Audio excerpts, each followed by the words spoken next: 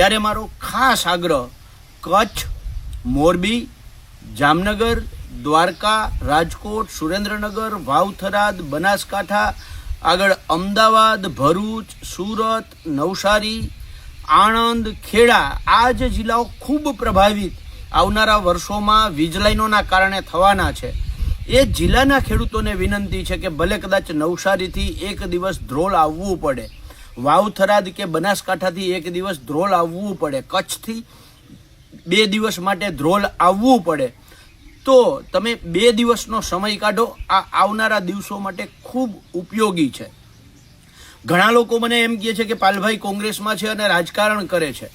પણ જો મારે રાજકારણ જ કરવું હોત તો હું ગાંધીનગર જઈ અને દેખાવો કરત, ધરણા કરત, પ્રદર્શન કરત,